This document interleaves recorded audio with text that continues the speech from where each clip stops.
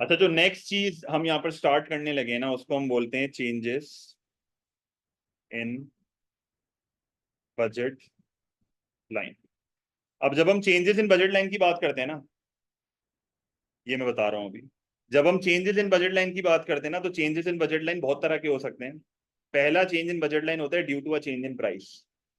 पहला change in budget line होता है due to a change in price. जैसे फॉर एग्जांपल मेरे पास एक डायग्राम है, यहाँ पर मैंने जो है वो लिखा गुड वाई। मेरे पास जो है वो गुड वाई की क्वांटिटी है। फिर यहाँ पर मैंने लिखा गुड एक्स, मेरे पास गुड एक्स की क्वांटिटी है, एंड दिस इज ओरिजिन। सही है। और मैंने जो है वो यहाँ पर एक बजट लाइन बनाई। मैंने यहाँ पर एक बजट लाइन बनाई ए बी। अब मैंने आपके सामने बजट लाइन ए बी बना दी। बजट लाइन ए बी की स्लोप क्या होगी? बजट लाइन ए बी की स्लोप होगी P X over P Y. Budget line A B की स्लोप क्या होगी? P X over P Y. अगर मैं आपको कहता हूं for some reason price of X जो है ना वो कम हो गई। अब मैंने आपको क्या सिखाया था कि पॉइंट बी जो है वो maximum units of good x दिखा रहा है अगर मैं अपनी पूरी इनकम गुड एक्स पे स्पेंड कर दूं।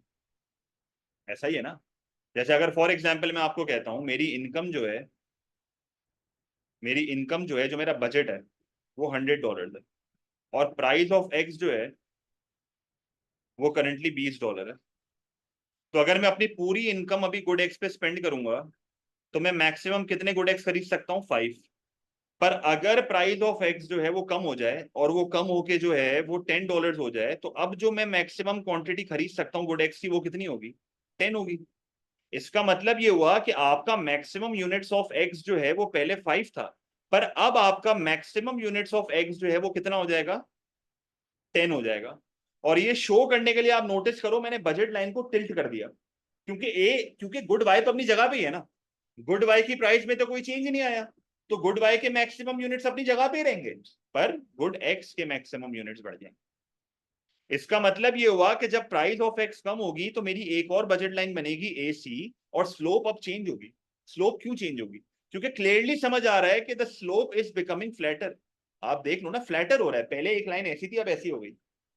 सोचने वाली बात है ना, पहले एक लाइन ऐसी थी अब ऐसी हो गई। इसका मतलब क्या हुआ? कि स्लोप चेंज हुई है। तो स्लोप क्या होगी? P X one, because the price of X has changed, divided by P of. और अगर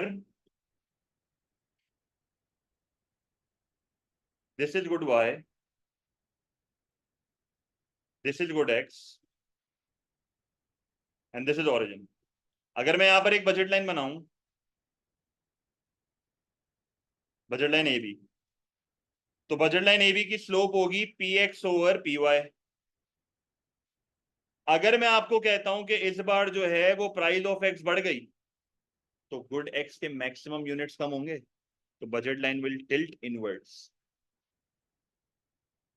और अब जो मेरी स्लोप होगी वो क्या होगी? P X one over P Y. क्यों स्लोप चेंज हो रही है? Because the budget line has become steeper. तो whenever there is a change in price, whenever there is a change in price, the budget line either tilts or pivots। जैसे हमारे दोनों cases में हमारी budget line A B to A C हो गई थी, और दोनों केसेस में टिल्ट हो रही है। एक केस में बाहर की तरफ टिल्ट हो रही है, एक केस में अंदर की तरफ टिल्ट हो रही है। तो जब प्राइस बढ़ती है तो बाहर की तरफ टिल्ट होगी, प्राइस बढ़ेगी तो अंदर की तरफ टिल्ट होगी। और हम सिर्फ गुड एक्स को ही दिखाते हैं क्योंकि पेपर में हमसे कॉन्सेप्ट पूछा जाता है। वो हमें कभी भी ये एक्सपेक्ट नहीं करता कि मैं गुड वाई और गुड एक्स की डेरिवेशन साथ दिखाऊं। अब यहाँ पर एक स्टूडेंट मुझसे अगर ये पूछता है कि सर गुड वाई की प्राइस चेंज होगी तो क्या होगा, बहुत सिंपल है।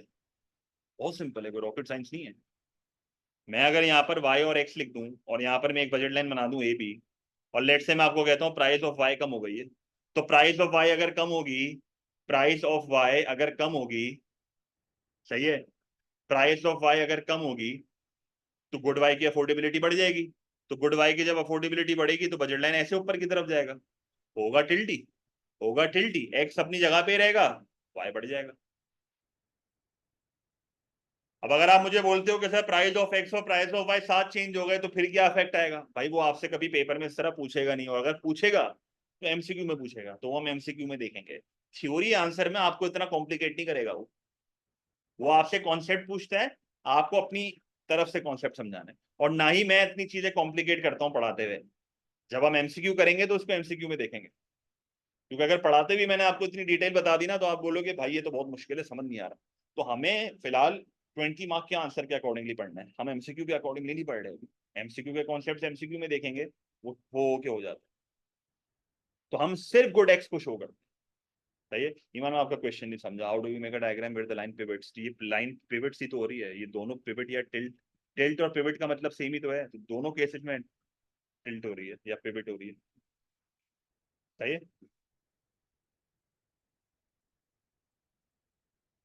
सही है। अब केस नंबर 1, अब जरा सुनना गौर से बेटा, अब ये बड़ा इंपॉर्टेंट और मुश्किल पार्ट है, अब जरा सुनना। अब थोड़ा घबराना नहीं, डायग्राम देख के, बड़ी सिंपल डायग्राम। वाई एक्सिस पे लिखा गुड वाई, ब्रैकेट में लिखा क्वांटिटी, यहां पर लिखा गुड एक्स, ब्रैकेट में लिखा quantity and origin. Now let's assume कि good x is a normal good. सही है। अब नॉर्मल गुड वो गुड होता है जो कि हमने एएस लेवल में पढ़ा हुआ है, these are high quality and expensive goods, जिसमें इनकम बढ़ती है तो डिमांड बढ़ती है। पर ये इंपॉर्टेंट नहीं है। इंपॉर्टेंट ये है कि नॉर्मल गुड वो गुड्स होते हैं जिसमें लॉ ऑफ डिमांड फॉलो होता है। अब आप इस चीज को समझना कि नॉर्मल गुड्स वो गुड्स होते हैं जिसमें लॉ ऑफ डिमांड फॉलो होता है। सही है। लॉ ऑफ डिमांड फॉलो होने का मतलब ये हुआ कि प्राइस एंड क्वांटिटी डिमांडेड का जो रिलेशनशिप है, वो रिलेशनशिप क्या है? नेगेटिव है। इसका मतलब ये हुआ कि अगर मैं गुड एक्स का डिमांड कर्व बनाऊंगा तो वो डिमांड कर्व कैसा बनेगा? डाउनवर्ड स्लोपिंग बनेगा। और अगर मैं आपको लेट से कहता हूं कि this is my case number 1 and case number 1 is a fall in price of x, तो अगर प्राइस ऑफ एक्स कम होगी तो क्वांटिटी ऑफ एक्स बढ़नी चाहिए ना। तो लेट से मैं कहता हूं this is my initial demand curve, oh sorry, this is my initial budget line, this is my initial budget line A B, और मैं जो है वो ऑपरेट कर रहा हूं इस पॉइंट के ऊपर। ये मेरा आईसी है और मैं ऑपरेट कर रहा हूं इस पॉइंट के ऊपर, and this is Q x. सही है। अगर प्राइस ऑफ एक्स कम होती है तो बजट लाइन विल टिल्ट बाहर की तरफ, तो बजट लाइन एसी हो जाएगा। अब ये बी से सी मेरी क्वांटिटी नहीं बढ़ी है, ये बी से सी क्वांटिटी नहीं है, बी से सी मेरी अफोर्डेबिलिटी बढ़ी है। मुझे एक चीज बताओ, अगर मेरा बजट लाइन अब एसी हो गया है तो क्या एक रैशनल कंज्यूमर आईसी पे ऑपरेट करेगा या आईसी 1 पे जाएगा? सोच के बताना। अब अगर मैं देखूं तो ये वाला IC is inside the budget line. एक रैशनल कंज्यूमर कभी भी inside the budget line operate नहीं करता। इसका मतलब क्या हुआ? प्राइस कम हो रही है, क्वांटिटी बढ़ानी है, तो अपने नए बजट लाइन के ऊपर इन डिफरेंस कर्व एक ऐसी जगह पे बनाऊंगा जहां पर क्वांटिटी बढ़ जाए। तो अपने नए बजट लाइन के ऊपर इन डिफरेंस कर्व एक ऐसी जगह पे बनाऊंगा कि मेरी क्वांटिटी बढ़ जाए।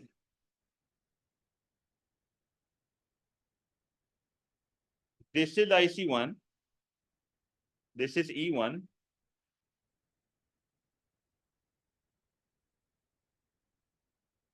अब देखो मैंने उसको सक्सेसफुली क्वांटिटी बढ़ा के बढ़ा दी।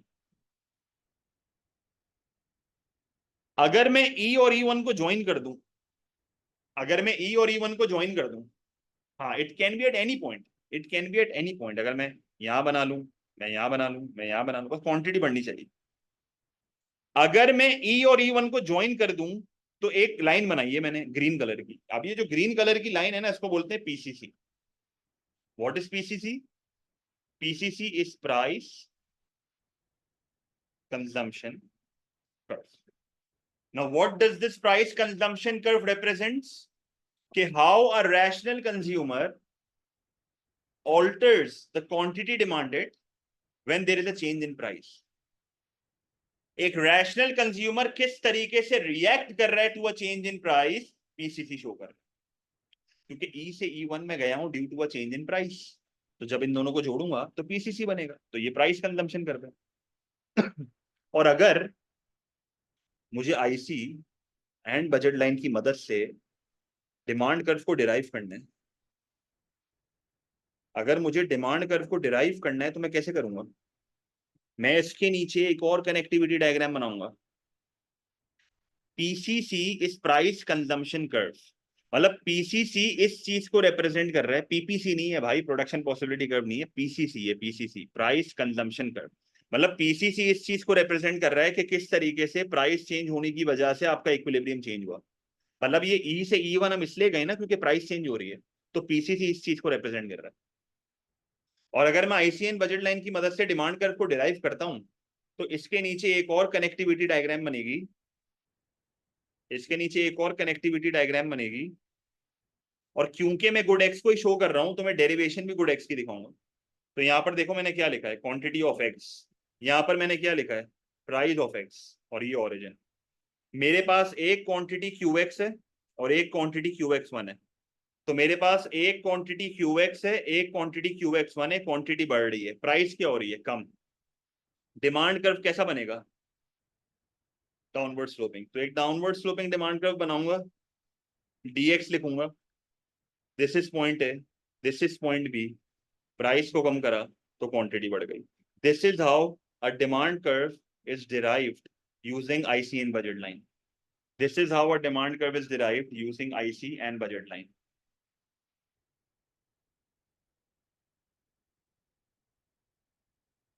तो इन दो क्वांटिटीज को नीचे लाया, क्यू और क्यू वन लिख दिया। मुझे पता है कि डिमांड कर्व डाउनवर्ड स्लोपिंग, तो डाउनवर्ड स्लोपिंग लाइन बनाई, पॉइंट ए और पॉइंट बी मार्क करे, प्राइस कम करके दिखा दी, खत्म। तो प्राइस कम होने से क्वांटिटी बढ़ रही है। तो मसला हो सकता है, नहीं हो सकता जाकिर, ये कभी नहीं आएगा। इन्फीरियर गुड का आगे जाके बनाएंगे, अभी नहीं बना रहा। आहिस्ता आहिस्ता, बहुत स्लो जाता हूँ। केस नंबर 2 करेंगे, इसी का केस नंबर 2 है, एग्जैक्टली सेम है, सही है। तो सारी चीजें रिपीट होंगी, अब गौर से सुनना। मैं वापस प्राइस ऑफ एक्स को कम, पहले बढ़ाया था नहीं, पहले प्राइस को कम करा था, तो इस बार मैं प्राइस को बढ़ा रहा हूँ। सही, आप देखना वापस से शुरू से देखो जरा, सारे स्टेप सेम रिपीट होंगे। सबसे पहले यहाँ पर लिखूंगा गुड वाई, ब्रैकेट में लिखूंगा क्वांटिटी। फिर यहाँ पर लिखूंगा गुड एक्स, ब्रैकेट में लिखूंगा क्वांटिटी। मुझे ये चीज पता है कि good x is a normal good. आप थोड़ा तेज जाऊंगा, गौर से सुनना, good x is a normal good. और मुझे ये चीज पता है कि ये ऐसा गुड है जहां पर लॉ ऑफ डिमांड फॉलो होगा। इसका मतलब अगर प्राइस ऑफ एक्स जो है वो बढ़ रही है, तो क्वांटिटी डिमांड फॉर एक्स जो है वो कम होगी। और जो डिमांड कर्व जो है वो बनेगा, वो कैसा बनेगा, डाउनवर्ड स्लोपिंग ही बनेगा। तो सबसे पहले मुझे एक इनिशियल बजट लाइन बनानी है। यहां पर मैंने लिखना है ए बी, और फिर मैंने एक इनडिफरेंस कर्व बना दिया। क्या बना दिया, इनडिफरेंस कर्व। तो this is I C, this is equilibrium E, and this is original quantity Q X. जैसे ही प्राइस ऑफ एक्स बढ़ेगी तो the budget line will tilt inwards. Why, because maximum units of good X will fall. और मुझे quantity कम करनी है क्योंकि price बढ़ रही है। तो मैं क्या करूंगा, इन डिफरेंस कर्व एक ऐसे पॉइंट पे लगाऊंगा जिधर मैं उसको सक्सेसफुली क्वांटिटी कम करके दिखा सकूं। तो मैंने यहां पर लिख दिया E1, IC1, QX1। देखो क्वांटिटी कम करके दिखा, सही है। और इसी के नीचे फिर मुझे डेरिवेशन बनानी है। जब मैं इसी के नीचे एक डेरिवेशन बनाऊंगा, तो वो डेरिवेशन गुड एक्स की होगी। तो यहां पर मैं लिखूंगा प्राइस ऑफ एक्स, यहां पर मैं लिखूंगा quantity of x, and this is origin. फिर आपने एक क्वांटिटी निकाली क्यू एक्स, एक क्वांटिटी निकाली क्यू एक्स वन, तो this is Q x, this is Q x one, arrow show करा पीछे का। मुझे पता है रिलेशन नेगेटिव है, तो डाउनवर्ड स्लोपिंग डिमांड कर्व बनेगा।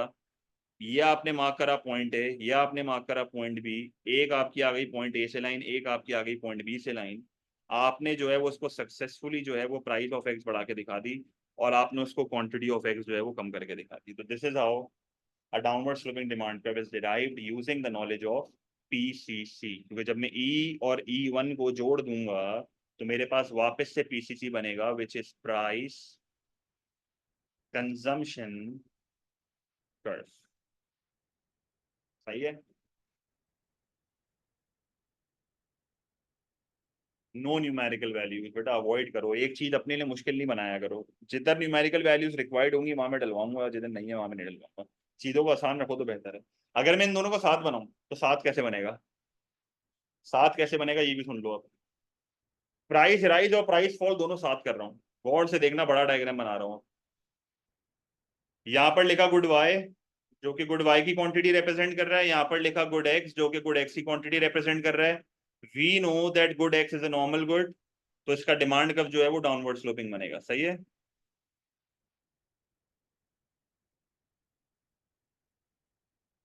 ठीक है, दिस इज ओरिजिन। एक ओरिजिनल बजट लाइन बनाया ए बी, एक इनडिफरेंस कर्व बनाया आई सी। अब जो है ना थोड़े बड़े बच्चों की तरह डायग्राम बनाते हैं। नीचे अभी से बना रहा हूं derivation, price of x, quantity of x and origin. इस बार डायरेक्ट मैं लाइन नीचे लेके जाऊंगा, डायरेक्ट देखो, डायरेक्ट नीचे लाइन लेके गया हूं, इक्विलिब्रियम ई क्यू एक्स। सही है। जैसे ही आपकी प्राइस ऑफ एक्स कम होगी तो बजट लाइन विल टिल्ट बाहर की तरफ। ऐसा ही है। तो आपने यहाँ पर सी लिख दिया, फिर यहाँ पर आपने एक इनडिफरेंस कर्व बनाया which is I C one, और इसी की डेरिवेशन आप नीचे लेके आ गए। तो यहाँ पर आपने लिख दिया ई वन, और ये आपका आ गया क्यू एक्स वन। तो आपने क्वांटिटी बढ़ा के दिखाई। फिर उसके बाद जो है आपने प्राइस को बढ़ाया। जब आप प्राइस को बढ़ाओगे तो budget line will tilt inverts. जब वो इनवर्ट्स टिल्ट होगा तो अब आपने लिख दिया डी। और आपने एक और इनडिफरेंस कर्व बनाया। सही है। आपने एक और इनडिफरेंस कर्व बनाया, यहाँ पर आपने लिख दिया आई सी टू, और यहाँ से आपने एक और डेरिवेशन निकाल ली। सही है। यहाँ से आपने एक और डेरिवेशन निकाल ली और यहाँ पर आपने लिख दिया क्यू एक्स टू, और आपने उसको पीछे की तरफ करके दिखा दिया। And this is your equilibrium E two. अगर मैं इन सारे इक्विलिब्रियम्स को आपस में ज्वाइन कर दूं ना, तो यहाँ पर मेरा अगेन एक पीसीसी बना है, that is price consumption curve. और फिर आप सबका एक साथ डाउनवर्ड स्लोपिंग डिमांड कर्व बना दो, डी एक्स। इसको पॉइंट ए लिख दो, इसको पॉइंट बी लिख दो, इसको पॉइंट सी लिख दो। इनिशियली प्राइस ये थी, फिर मैंने प्राइस कम भी करी तो पी एक्स से पी एक्स वन आया था, फिर मैंने प्राइस बढ़ाई भी थी, तो मैंने एक ही डायग्राम में उसको डेरिवेशन भी दिखा दी। सही है। कोई मसला? गुड वाई पर बनाना इम्पॉसिबल है। आप डेरिवेशन सिर्फ एक्स एक्सिस पे ही दिखा सकते हो। आप वाई एक्सिस वाले डिमांड कर्व को कैसे डिराइव करोगे? हो ही नहीं सकता, और ये पॉसिबल ही नहीं है। जब भी आप डेरिवेशन दिखाते हो ना, आप एक्स एक्सिस से दिखाते हो, आप वाई से डेरिवेशन दिखा ही नहीं सकते। अजीब सा हो जाता है। गुड वाई हम कंसिडर ही नहीं कर रहे हैं ना, हम गुड वाई को तो हम गुड वाई का कुछ लिखेंगे ही नहीं, हम गुड एक्स का लिखेंगे खाली। गुड वाई का क्यों बताएं हम जब एक्स से सारी चीज समझा रहे हैं तो वाई का क्यों बताएं? जरूरी थोड़ी है। क्लियर है? कोई मसला है यहाँ तक?